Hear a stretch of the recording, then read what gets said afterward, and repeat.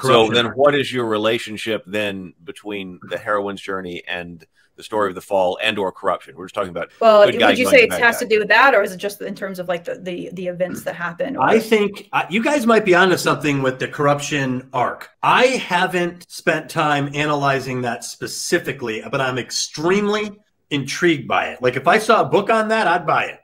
So he and I are kind of working on that. Writing. Yeah, kind of.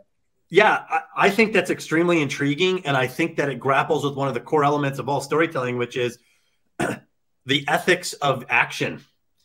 Are you doing something that's right or wrong? How much wrong can you do before you've crossed a line? You know, Anakin may have done some bad things, but when he pulls out a lightsaber on younglings, it's like, now there's no coming back. You know, and to come back, it's only, you're not forgiven. You'd still have to go to jail or stand trial or capital punishment. Like, it's good that you redeemed yourself, but that doesn't forgive everything you've done. You luckily died when he redeemed, because it's not like he joined the rebellion and they give him high fives, you know? So right. I think it's two separate things. I do think there might be a distinctive standalone corruption arc, which is what it sounds like you guys are exploring. And I would love to hear your when you've come to more conclusions on that, I'd love to hear it. Got a more developed theory. Well, sure, but I think there's something there.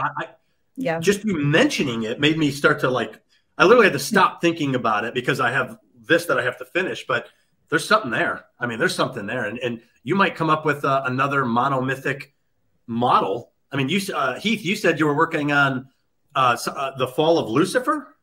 Right. Yeah. That's the next up after the Tales of Rabavania. Right? It's the funniest coincidence. It just so happens to be that Heath and I are both working on these big epic dark fantasy stories for adults that are corruption arcs, and they're completely different from each other, but they have that in common. So that's why we both have this like obsession where we're like, well, I want to figure out how to do this. What's the framework that's the same, even though the stories are totally different? I have the first draft of my first script that does that. But there it is. Wow, nice. Yeah, it needs to be edited quite a lot, but that's the first draft. Hey, that's first draft territory right there. In process. Yeah.